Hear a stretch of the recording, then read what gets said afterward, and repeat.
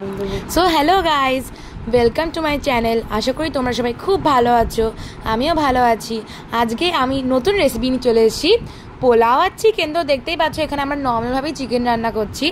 নর্মালভাবেই রান্না করেছি। তোমাদের যদি চিকেন রেসিপিটা দরকার হয় তোমরা নিশ্চয়ই আমাকে কমেন্ট সেকশনে জানাবে। আমার মতে যেহেতু আমরা পোলাওয়ের সঙ্গে মাংসটা খাবো, ওর জন্য লাস্টে যদি একটুখানি ঘি আর গরম মশলা দিয়ে দিই আলাদাই ব্যাপার হয়ে যাবে। তো দেখো এখানে আমরা গোবিন্দভোগ রাইসটা খুব ভালোভাবে ভিজিয়ে শুকিয়ে নিয়েছি, আর এটা ভেজে নিলে আরও ঝরঝরাটা ভাব চলে আসবে। তো দেখো এখানে আমরা কড়াই গরম করে তেল নিয়েছি, আর আমরা গোটা গরম মশলা দেব, আর কিছুক্ষণ গরম হওয়ার পর আমরা রাইসটা ঢেলে দেব। তো দেখতেই পাচ্ছ এটা এভাবে আমরা ভেজে নিচ্ছি। তো দেখো আমরা মোড় থেকে অর্ডার করে নিয়েছিলাম কাজু আর কিশমিশ, যেটা পোলাওতে দিলে খুব সুন্দর লাগে খেতে। তো দেখো এখন আমরা হলুদ দিয়ে ভালোভাবে পোলাওটাকে স্টার করে নিচ্ছি। তো দেখো এখানে আমরা লাস্টে কাজু কিশমিশ অ্যাড করে কি সুন্দর হয়েছে কালারটা। তো আমাদের বাসন্তী পোলাও রেডি, তোমরা দেখতেই পাচ্ছ, আর খেতেও খুব সুন্দর হয়েছিল।